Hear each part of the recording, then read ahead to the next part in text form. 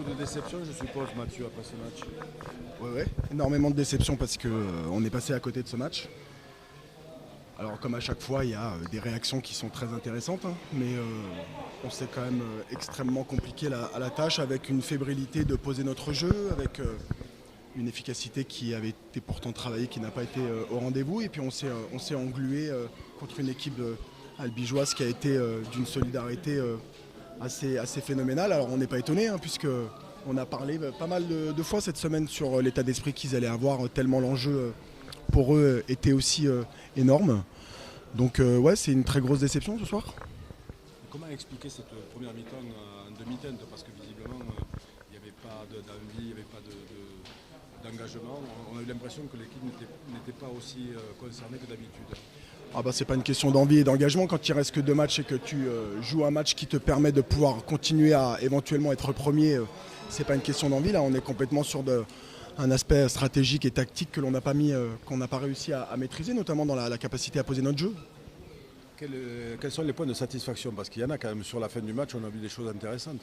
Bah, ce soir, on va dire qu'il n'y a pas de point de satisfaction puisque l'objectif de pouvoir coller et mettre la pression à Oyonnax s'est envolé. On a une certitude ce soir, c'est qu'on ne pourra pas être champion de France. Donc dans le haut niveau, c'est très important d'avoir des certitudes, ça on le sait.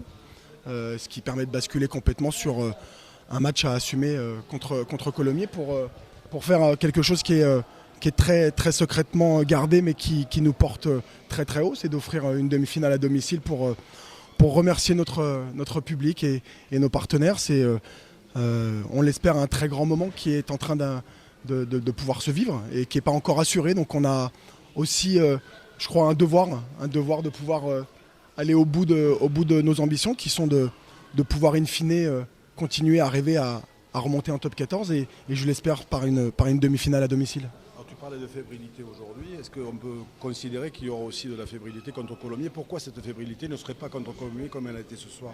Parce que les matchs ne se ressemblent pas, heureusement. On a des typicités en fonction des équipes qui font qu'on est plus ou moins étonné. On a souvent vécu certaines incohérences. Le match était un enjeu immense qui aurait dû peut-être nous permettre de sortir de cette pression qui n'a pas permis d'installer notre jeu. Écoute, j'espère que la semaine prochaine, il n'y aura pas cette fébrilité puisque c'est un premier objectif là, qui ne peut plus être atteint.